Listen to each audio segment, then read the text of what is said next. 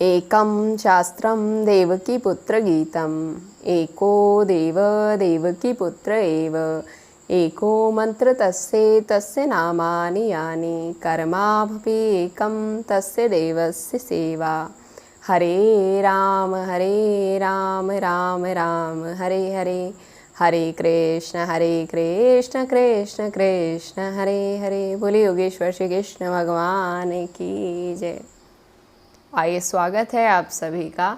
शुरुआत करते हैं आज के सेशन की। चैप्टर नंबर 5, कर्म संन्यास योग।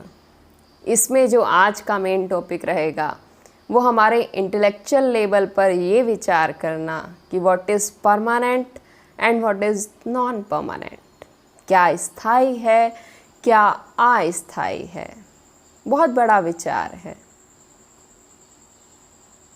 अपने जीवन में जिस स्थायी भाव की होने का हम संकेत कर सकते हैं, उसको अपने जीवन में संभाल कर रख सकते हैं, वो क्या है।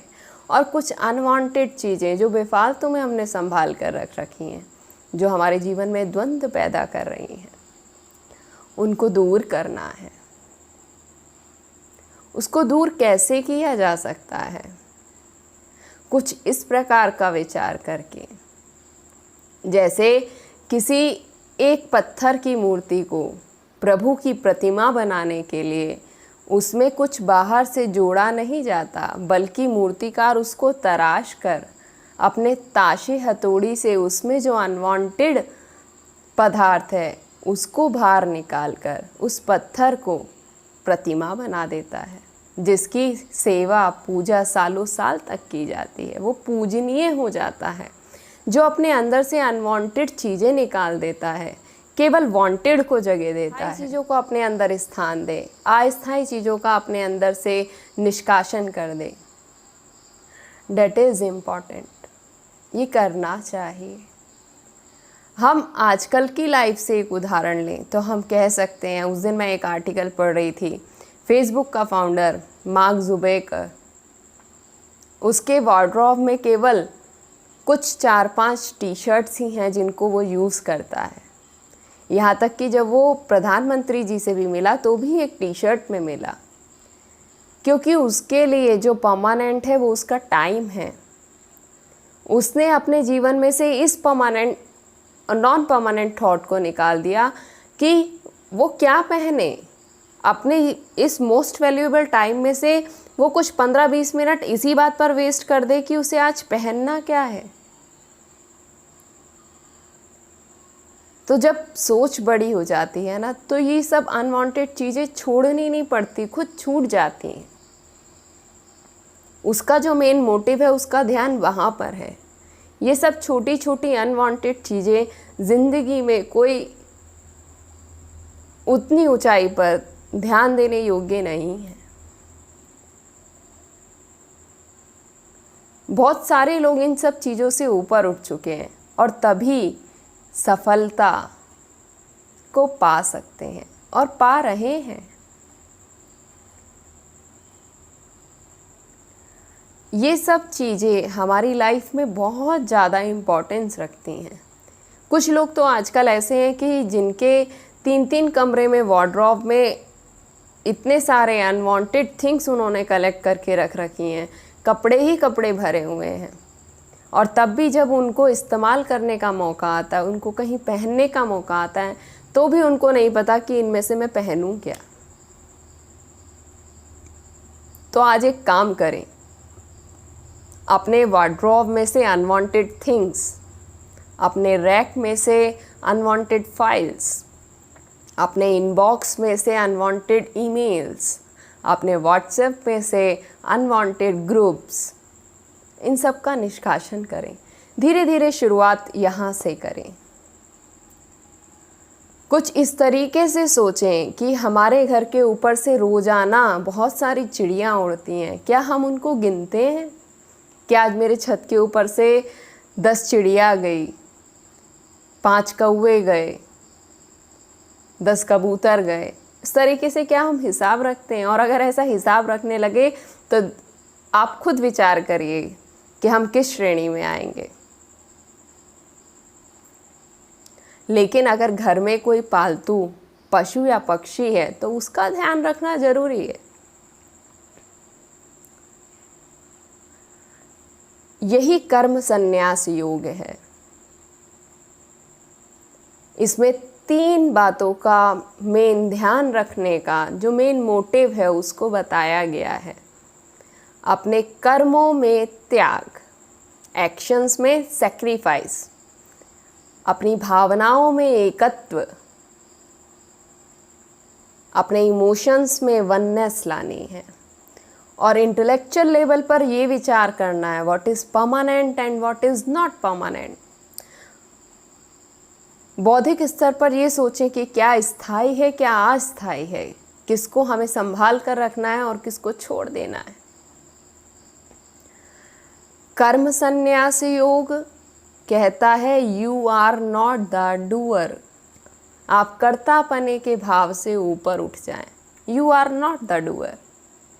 और कर्म संन्यास योग कहता है कि अपने सेल्फिश एटीट्यूड से ऊपर उठ जाएं, अपने लिए ना कर अपने करने का कारण किसी और को बनाएं, अपना ऑब्जेक्टिव बड़ा कर दें।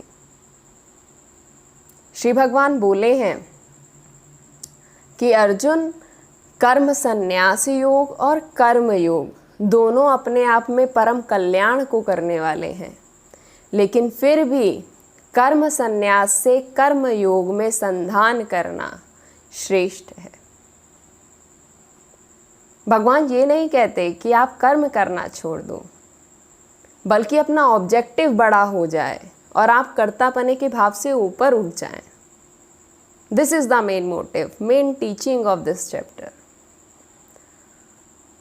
कर्म संन्यास योग के पक्ष में श्री जनक जी एक बहुत सटीक उदाहरण के रूप में प्रस्तुत होते हैं। जनक जी को विधेयराज जनक की उपाधि प्राप्त है और ये उपाधि उन्हें याज्ञवल्क्य जी ने दी है। भागवत जी में नव योगेश्वरानंद जी के साथ उनका संवाद हुआ है, जिसको नारद जी ने श्री कृष्ण के पिता वासुदेव जी से कहा है। एक बार श्री जनक जी के राज्य में कुछ साधु संत आए उनसे चर्चा करने। उन्होंने पूछा कि राजन, आप इस सब राजसी वेशभूषा में रहते हुए, इतने सारे इंस्टीट्यूशन कॉन्स्टिट्यूशंस को फॉलो करते हुए, दंड देते हुए, पुरस्कार देते हुए, इन सब राजसी कार्यों में लिप्त रहते हुए उस परमपिता परमात्मा को कैसे याद कर लेते हो, उसमें लिप्त कैसे रहते हो? तो राजा ने कहा कि ठीक है, मैं आपके सवाल का जवाब दूंगा। आइए, पहले भोजन का समय हो रहा है, प्रसाद ग्रहण कर लेते हैं। तो साधुओं ने सोचा कि चलो ठीक है, राजा कुछ कह रहा है तो अच्छी बात होगी, भोजन कर लेते हैं। जहाँ भोजन की परोसाई होनी थी वहाँ साधुओं को स्थान ग्रहण करने के लिए बिठाया गया।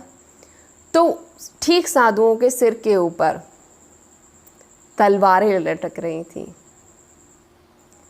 खूब पहनी तीखी तलवार उनके सीधे सर के ऊपर हल्की हल्की डोरियों से लटकी हुई थी।